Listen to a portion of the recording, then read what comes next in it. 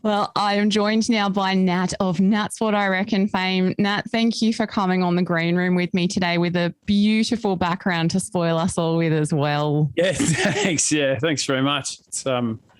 It's my favourite poster, my favourite pretend poster. Well, we all love a bit of Colgate beef lasagna, let's not lie. It's hard to turn down. It's hard to turn down with that kind of profile. And when you've got a toothpaste brand letting rip lasagna, it's spelled incorrectly. It's hard to, it's hard to not slam that up on your wall. 100%. Be the envy of everyone's bedroom, but I feel like you've got a lot going on outside of the amazing backdrop you've got there. But obviously, even in 2021, we've had this pandemic lurking, but you've still continued your amazing crusade against jar sauce. You've kept creating in general. You've released wines. You've kept flying the flag for mental health as well. But most recently, and obviously the most exciting thing on the very near future, is we are now here with a brand new book, Death to Jar Sauce, Rad Recipes for Champions. There it is, the very book itself. That's it. First and foremost, so how are you actually doing as we approach the pointy end of 2021? How are you feeling at this point in this very strange year? How am I feeling personally? Yeah, personally, professionally. Am I allowed to swear? Absolutely. I'm having a fucking hard time, to be honest. It's been fucking stressful. There's been a lot of normal support networks and things that I would have in place to manage, the complex fucking Colgate beef lasagna that is my mental health problems. It's been hard to keep that up and manage, but I do have. I am lucky enough to have something that I can do that means that I can create things, and I have work. I can fucking make a book, and I'm a pretty lucky fella, all things considered. But it's been tough on my head. It's been really, really tough. Yeah. Yeah, I mean, that's the thing with everything going on. It's the on-flow effect. It's like the fact that lockdowns are now ending and all of that. It's great, but there's so much it's going to take a lot to unpack for a lot of us. But you have still managed to keep so many smiles on people's faces. So, I mean, that's not going to necessarily help your own beef lasagna, but it's a pretty sensational thing that, despite it all, you've come out of this with some incredible stuff. Like, you've obviously been doing this for a fair while now. You're not an overnight success because there is no such thing. We all know that. But I think what's been awesome to see for you, you've been able to also get out and about and finally accept your Booktober, favorite Australian book award for your previous book. You fixed trivia with a board game, but coming back to this new book, I'm very keen to try trivia too. I'm terrible at it, but I'm very excited about this. But I think what's amazing is that, the Death to Jar Sauce book, I can't even talk, Death to Jar Sauce book. That's hard to say. It's a mouthful, yeah. But obviously this is something always that we know you for. When did you start to get the inkling for this new book? Was a follow-up to Uncook Yourself always on the cards? That wasn't necessarily always on the cards. We dipped our toe in the recipe book pool last time, but only only up to the knee, I suppose. We only had 9 recipes in the last book because I didn't really know what. I kind of just wanted to see what people thought, really. And there's been a huge expression of interest that I release a cookbook, and I suppose that fucking makes sense, doesn't it? I just prattle on in the kitchen a lot, and I mean, my channel, what I'm doing is trying to, in effect, make people laugh. Before I was making these cooking videos, I was wandering around trade shows and shit like that and taking the piss out of running and all sorts of stuff. And just I wanted the first book to be a bit more like that, to be a bit about this is what I'm doing, in book form, I suppose. And now the cookbook just makes sense, It's not going to be a great deal of Colgate flavoured lasagnas in there, but there will be. Damn it. Yeah, there is a lasagna in it, though. Well, But that's good. Yeah, and I think like obviously there's a bunch of recipes in here like honey bastard chicken, frowny reversal, orange chocolate brownies, which was obviously one of your more recent YouTube clips as well. Yeah. How did you decide on the final list for these books? Like what does it take for a recipe to get the nat seal of approval? Obviously no jar sauce or microwaves is a start, but what made the cut this time? Well, these are kind of like smash hits dishes, you know. They're things that I've put out like polls on my page before, or like a question like, what do you want to fucking eat? What are you guys cooking? What's in it? What sucks in a jar that we can make somewhere else, you know, out the jar? And there's just classic hit stuff that you might have eaten a ton of and, you know, never like made it yourself. It's been like instant meal stuff. So I've got like meagorine, you know, that's like a packet thing that everyone's eating their body weight in at some stage.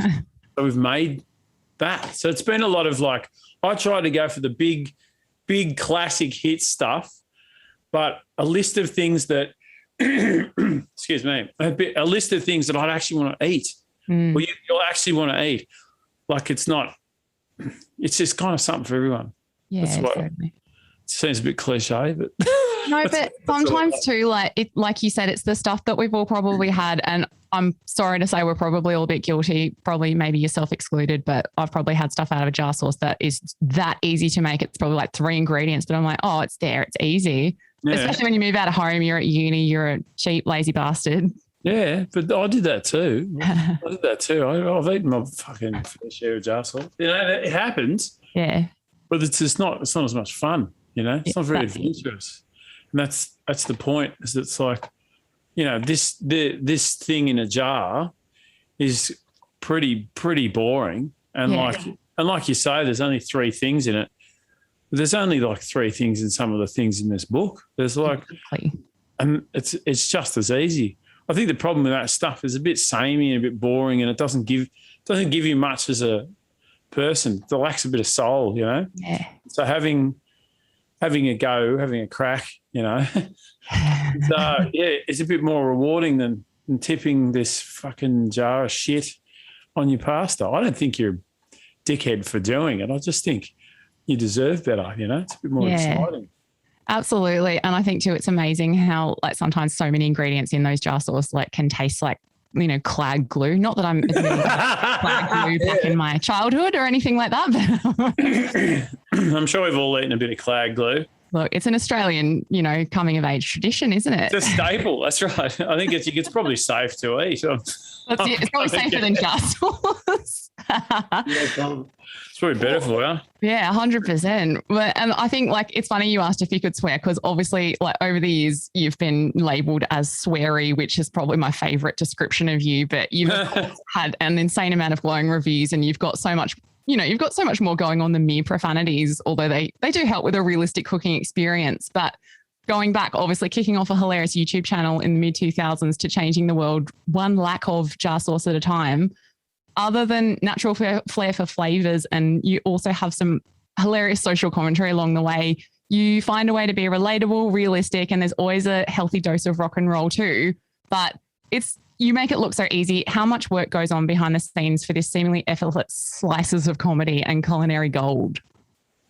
It's full time. It's a full-time job. Absolutely full-time. Like in between things today, I'm editing and releasing video, and you know, it's I think one of the tougher things about the lockdown was that like Jules and I do all this stuff together, me and my partner, and it's a lot of work. Like I edit all these videos, Jules builds all the graphics, and you know, we navigate all this as a bit. It's a business now. It's like it's a proper fucking grown-up job. A lot of work. It's heaps of work, and I have to make sure this shit's killer. Like it has to fucking rock hard. Otherwise it's not, I can't, you know, swan about swearing like a fucking sailor about, you know, fuck this sucks, you know, and then what I've made isn't that great. You know, it has to be awesome. So there's a lot of work, a lot of research, and a lot of putting putting a lot of effort into it. So yeah, it's full time. It's the hardest I've worked in my whole life. Yeah. And I think I love seeing obviously the involvement that we have Jules. I mean, it's not a Nat video without having Jules' amazing laugh in it. Like her laugh I just listen to that over and over if I'm ever having a bad day, I swear to God. You hear that, Jules? Oh, yes. There you go. Oh, there we go. My day is made. That's officially awesome. Right. But with a lot of it, like I know sometimes we do get to see some of the outtakes, like how much doesn't make the cut for the final videos? Like how much is on the cutting room floor as you go on with like the countless videos you're putting out now? Oh, it must look like it's like a fucking hairdresser. Most of the floor is hair, and there's not very much haircut. Man, a lot of time in there. No, I like it. There's a lot of excess. There's, I don't know, there's a couple of hours of footage. You get a 7-minute video or a 10-minute video. There's a lot. I like trying to get the joke right or say it properly. I don't want to say it much to the exhaustion of the crew. And particularly Jules, who's got to live with me telling these jokes over and over. Anyway, there's a lot that doesn't go into it. Yeah. But yeah, I suppose there's a lot of blooper reels wide open for some stage too. Oh, who doesn't love a good blooper reel? Honestly, right? Love a blooper reel. Oh, I went in a wormhole. I'm feeling like sorry, go on. No, I went in a wormhole the other night on It's Always Sunny blooper reels, and like instantly. Yes.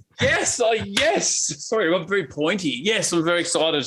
Yes, there's Always Sunny coming out too, which I'm really excited about. Oh, I can't handle it. Like this day's just overstimulating already. How great is that? That is like a cure for the sads, big time. I watch Always Sunny bloopers. It fucking blows my mind. It's some of the most outrageous shit ever, and I can't stop laughing. Well, the best thing is too, like how much of it you realize, like when it makes the final cut, they're still laughing. Like that's the best take they can get as well. Yeah, exactly. I love it. Love it. Huge inspiration, that stuff. Love it. Yeah, laughing at yourself is important. If you're not laughing at it, it's probably not that funny. I don't know. 100%.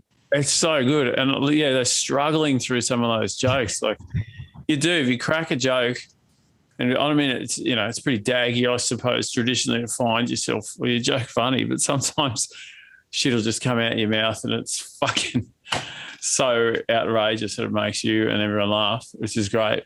But yeah. It can kill the shot. Yeah, but you know what? For the sake of comedy, it's sacrifice for comedy. Yeah, that's it. On that topic, like obviously, a lot of your stuff has the comedic edge, but you do talk about a lot of stuff.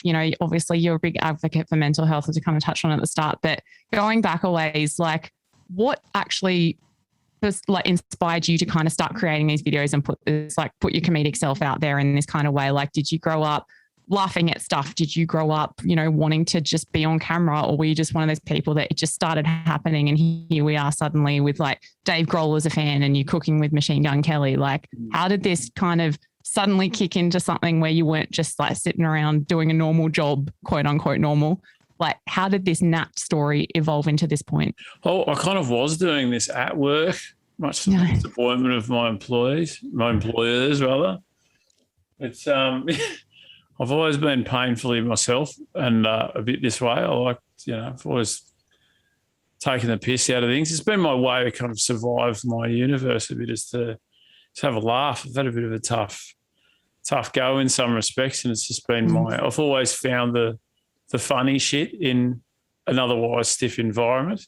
It's just, and creating these videos has been a great platform to share more of my jokes, whether they're funny or not, with people and try and work that out. And I've been doing it for ages now. But just if there was any chance anyone had a fucking camera out as a kid, I was trying to get in front of the camera, trying to, do something. I will do anything to try and make someone laugh. Like, well, not anything, but, like there's a video of me in preschool somewhere at 3 and there's kids rode up and everyone's singing a song and, doing this hilarious kid thing. And I'm just not into it. I'm doing my own thing, trying to take the limelight and act like a fucking dickhead. It's been, I suppose, a natural progression for me in life to just, it's the attention seeker or something. I don't know. It seems like a strange trait to have as someone who's quite anxious. But there's like I love like a huge kick out of making people smile, making people laugh, and telling, stupid shit to get fucked as well. It's the healthiest. I think it's one of the healthiest things to do, but I think it is interesting. Like a lot of people I speak to in the comedy world and the music world, like all of this, everyone underneath it, the commonality is anxiety or introvert, like all of this stuff. And it's really interesting to see these people, like everyone assumes, I guess, too, like the whole parasocial thing, you probably have experienced it where people come up and they talk to you and it's like they think they know you and they expect you to be this big, larger than life like person all the time and be that person they see on this, in front of them. But yeah, I think at the same time though too, maybe it's a good way to channel those things. I'm definitely an introvert, but I talk to people all the time. And then afterwards I'm like, oh God, I don't talk to people anymore for a while now. I need to just have a break. So given you're constantly giving yourself, you're constantly showing people your comedic side and making everyone else laugh, what do you actually do for yourself to actually try to quote unquote, not stay sane, but look after your own mental health where you're constantly giving so much to other people? I know it's kind of corny as it sounds and as obvious as that might sound, I exercise a lot, and particularly these days, I like to do something with my fucking indoor Ian body. It's like I need to get out and fucking do something, which has been tough because, outside's fucking scary, particularly you're missing a bit of one of your lungs. But I've been running. I love running at the moment.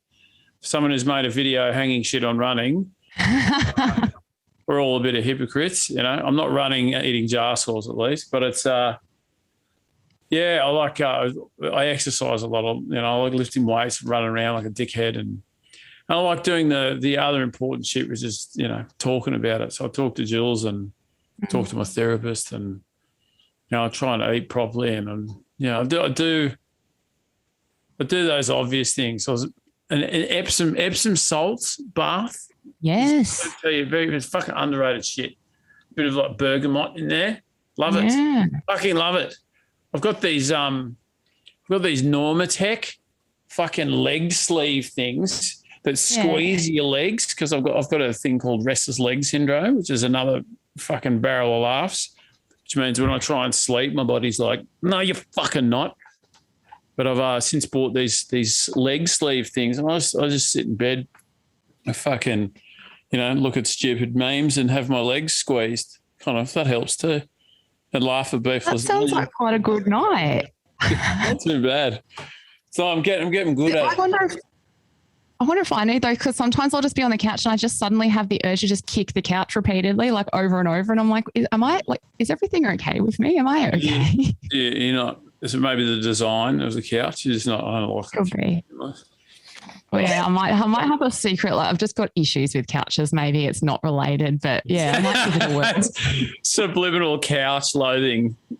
Yeah, I know. Yeah, man, you get those. That's kind of what. Go to a therapist. Yeah, talk the couch stuff out.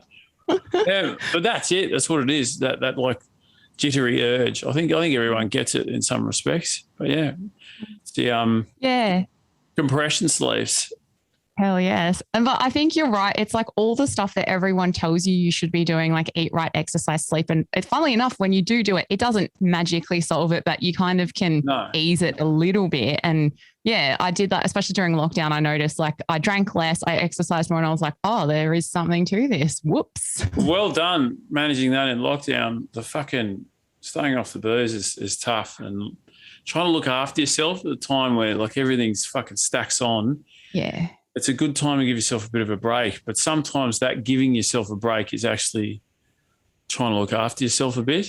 Finding that fucking, and like you said, it's not going to cure you. You can't run away from your fucking problems, but doing something with what you've got. And if you don't have much, just do what you can with what you got. And if that's just fucking putting your shoes on and walking to the front door and then going, fuck it, I can't be fucked going anywhere. You did something. That's it. Gave it a crack, to maintain. Got to survive. We've all got to survive this shit. So I think it's good on you for fucking doing what you can. Yeah. And that's the thing. It's the small things sometimes are, that's the best, that's the best you can do that day. So be it. Like as long as there's a little something, a little victory, something to kind of keep you propelling, I think that's the best thing. So Yes, I'm with you there. Right on. I think too, with what you do, like obviously your brand of comedy unites a lot of people, but I love how the music community absolutely frothed especially when you started to really get snapped up into the more like, mainstream viewers. Like finally we had someone who proved that liking or looking like you like or play heavy music didn't mean you're an asshole. Like you set all the preconceived notions. And on the topic of music, I know you've played in some bands over the years, like you've done Keg of Death penalties and all of that, but have you got any other, like, are you still doing the music thing or do you just not have the time at this point? Like what are you up to with that? Well, I'm going to record songs for these episodes these days, which is good fun. But yeah, I actually just recorded an album almost recorded an album at the Pet Food Factory with Jay from Frenzel. He recorded an album with my new band DBX, which is a kind of, it's DBX stands for Dickhead Beach Experience. It's brilliant. It's more or less Keg of Death. We just recorded it just before the fucking lockdown kicked in, and so I haven't been able to finish that because times have been a bit tricky. But I'm still doing that shit, but I don't know when shows are going to happen for stuff like that. So it's a bit backburnery at the moment while I manage all this other stuff. But very much, it's a very important part of my life is rock and roll. Yes. So it's one of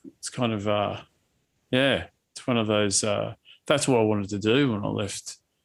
That's the first thing I ever wanted to do before I, fully realised the massive dickhead that I am as a rock star. So that'll always be a pursuit. That'll always be there, but we've got to just feel this environment out at the moment, and then hopefully get in there and finish the album, and see how that goes with the crowd.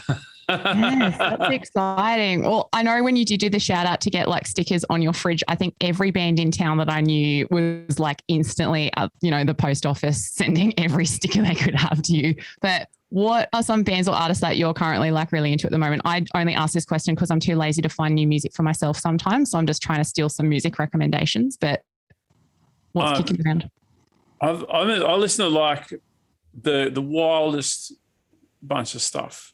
Listen to anything from like Dan Hicks and the Hot Licks, a bit of canned music. I love old soul and funk, and there's a band called East of Underground, which I really like. Just this band developed during the Vietnam War with a bunch of soldiers, I think. And then I love all my heavy shit. I also listen to stuff ironically and have a great laugh. Like I get a great laugh out of Creed. I've been trying to compile all of the songs of people that sing like that into one kind of goatee mega mix that there's so many of those fucking bands. So I've been having a great time digging through my memories of people singing like they think they're in Pearl Jam. I'm into lots of heavy music. Obviously, I'm one of my favourite bands is a band called Opium Lord. Yes. I love listening to that. I love the 80s, like, thrash, death metal stuff. Terrorizer, I'm a big fan of them. And there's a band called Thou, which do this album called Blessings of the Highest Order. And it's like all old Nirvana covers, but super like doom heavy versions of them. Oh my God. Yeah.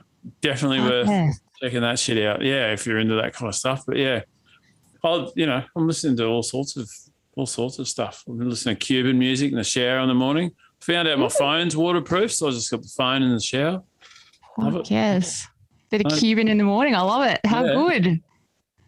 Oh, it's a good healthy mix. I feel like I know there's been some hard times, especially over the last, 2 years, but it feels like you do have a good combination going to just at least get through it and continue to do what you're doing. So to stop putting you through like all my barrage of questions and let you get on with your very busy day, my last question is, when you can hit the road and do some more stand-up and or potentially do some live music shows as well, is there a key non-jar sauce food or item you like to have with you in your green room to make sure it's a good show?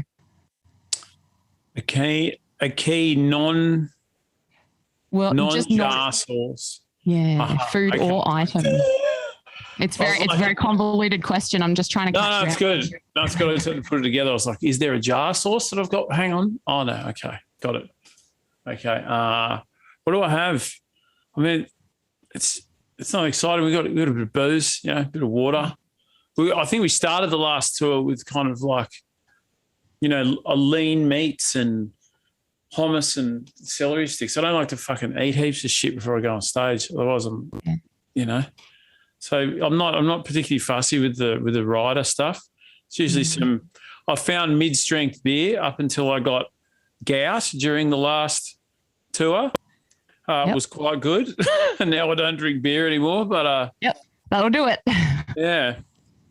So I'm sorry my answer's quite convoluted and uninteresting, really. Well, I feel like, my lead into the question may have been convoluted and non-interesting, but your answer absolutely makes sense. So I think it's a good call, and it's very, it's very on brand with everything. It's a bit of food, it's a bit of fun. So I feel like it's very nuts what I reckon. I might change it to Colgate beef lasagna only. Rider. Well, I think it should be for like future shows. Maybe we'll make that the new thing, the new green room thing. You heard it on the green room first. Yeah. Well, Nat, I know one of the best things for a lot of people to come out of a horrendous global pandemic was the world embracing you, and you continually gifting us lashings of joy. So thank you for sharing that and continuing to do so. Death, I can't say it again. I'm going to stumble. Death to Jar Sauce, Rad Recipes for Champions will be out for everyone to enjoy, and maybe a nice little Christmas present for everyone too. So thank you for dropping by and spending some time with me today. Thanks for having me. Thanks so much. It was heaps of fun. Can't wait to try the beef lasagna too. Fuck yeah.